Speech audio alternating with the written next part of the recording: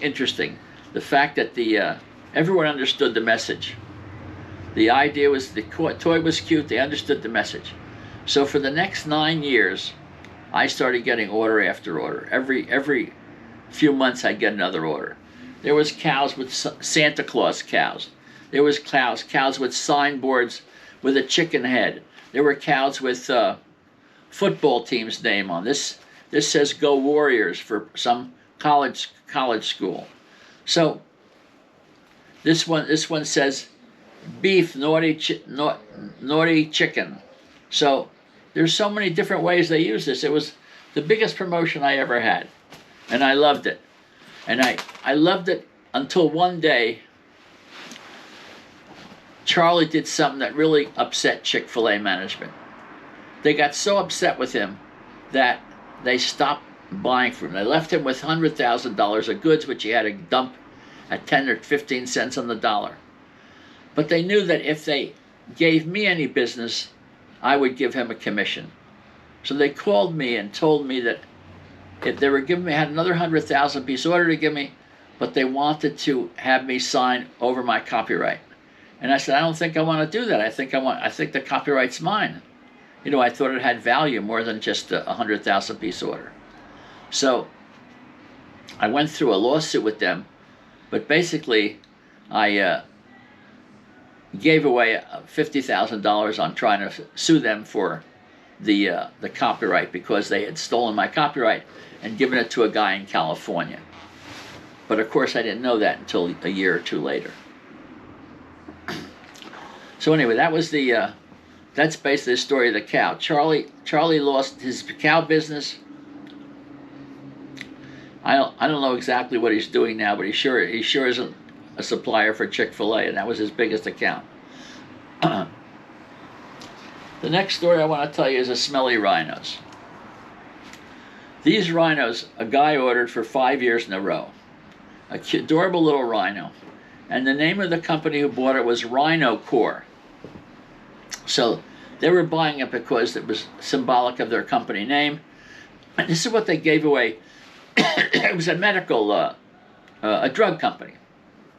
And they gave this rhino away to their drug stores and people who bought their medication. So this is the 5th year I'm giving this away.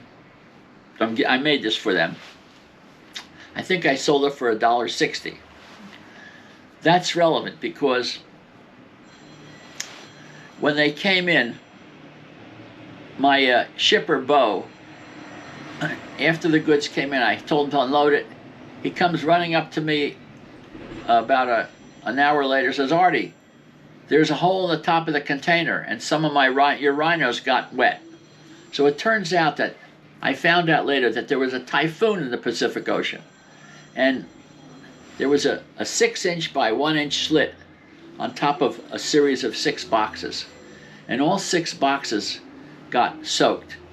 And the way it is, they got soaked when it rained. When the sun came out, they got hot, soaked again the next night, hot again. So what happened, the mold developed very quickly. So these rhinos, the 6 boxes of about I think about 5 dozen each got moldy. So of course I couldn't sell those. That's 300 toys I couldn't sell them. So I told Bo, put those aside.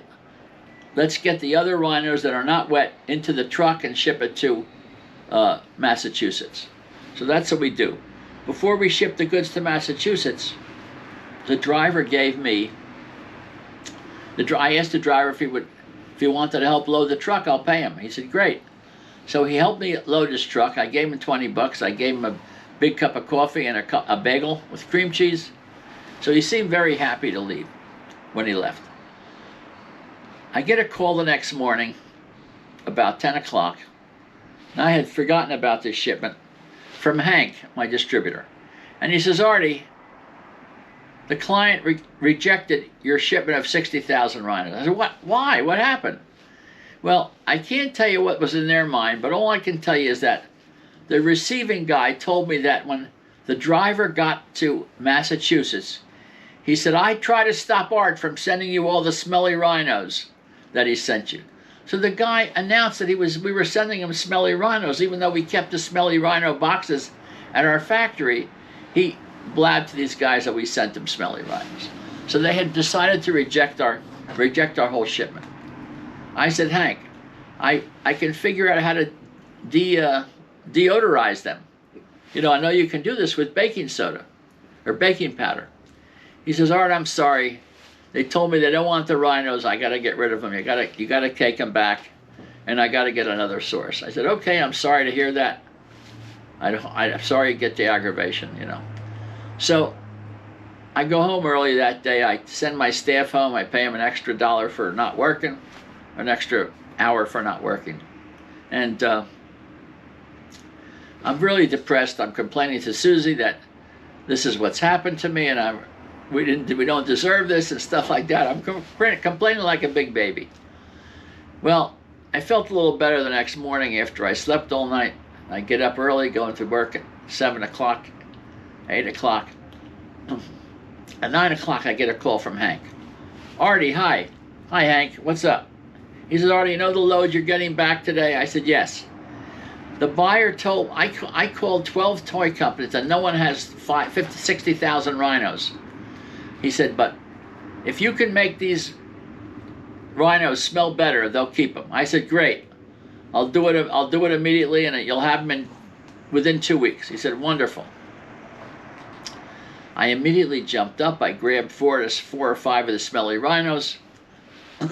I went right to the food store in town, and I bought a small box of baking powder, and I took the baking powder and the smelly rhinos to my wife's dryer. I put the smelly rhinos in the dryer, I put the baking powder in the dryer, I turned it on for an hour.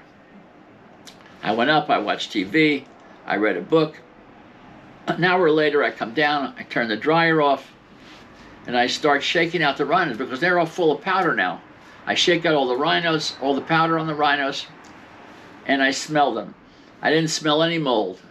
I took them to the factory. I asked my helpers to smell them. They didn't smell any mold. So I had successfully proven that I can do this. By this time it was 10 o'clock. I called a couple friends and I found out that I can find a wholesaler who sells baking soda only in southern New Jersey, kind of like where Freehold is. So I go there, and I drive to the place. I get a little lost on the way.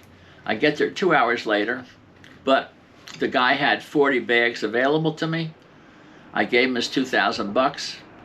He helped me load the bags into my car, my van, and I headed back to Easton.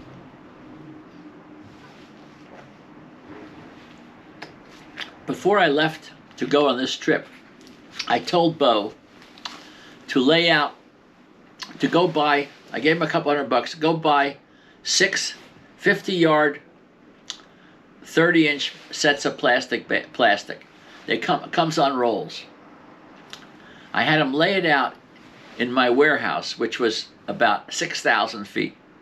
So we laid these out, and then I had him and his helpers. I had got to get 2 or 3 helpers. I want these laid out by 4 o'clock or 5 o'clock.